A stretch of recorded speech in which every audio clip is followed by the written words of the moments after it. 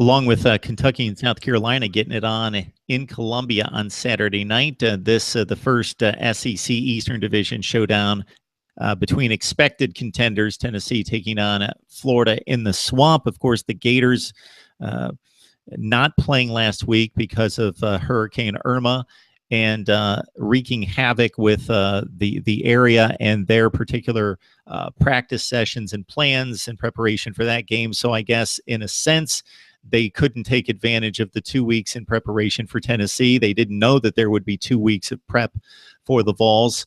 On the Tennessee side, Quinten Dormady looked gutsy, looked like he made some plays, made some throws in the fourth quarter to get the game to overtime. Early on, he looked lost. It didn't look like it was necessarily entirely his issues. The offensive line broke down. There were just missed connections all over the place. Wide receivers not being in the spots that he anticipated. It was extremely ugly in the passing game early on. I don't know what it looked like against Indiana State.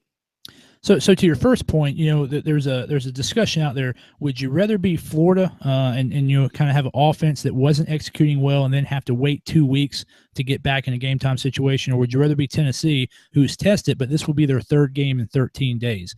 So there's it's kind of the very opposite for both teams. Like I said, it'll be Tennessee's third game in 13 days. For Florida, they haven't had a chance to go full speed against a live opponent for 2 weeks.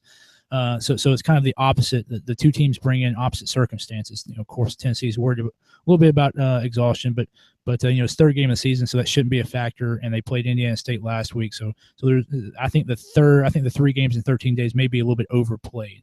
I do think that the coaching staff for Florida is probably a little bit worried about rust as it plays into execution for the offense.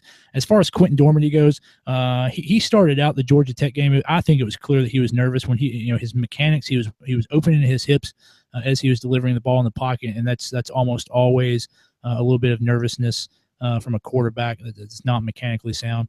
Started out the Indiana State game the same way. He had 2 deep balls with open receivers that he missed, and he missed by about 5 yards each pass. And those 2 touchdowns, those 2 passes would have resulted in touchdowns, and that would have put Indiana State down to the mat early on. It would have been 14 or 21-0 in the first quarter, and it would have been 21 because they opened the game with a kickoff return.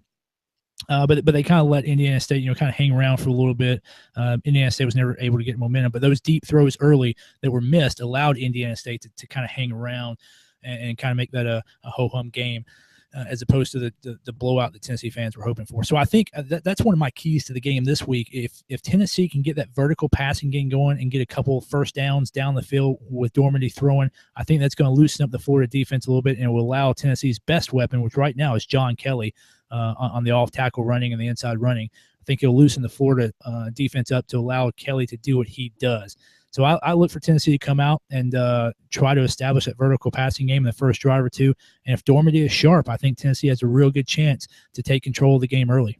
John Kelly may have saved this team in the opener against Georgia Tech. When there was no offensive spark, he ran it like a man on several carries and got first downs for this team and drove the football almost by himself at times with not a whole lot of running room to at least get the thing going. And then Tennessee played much better offensively in the fourth quarter and in overtime.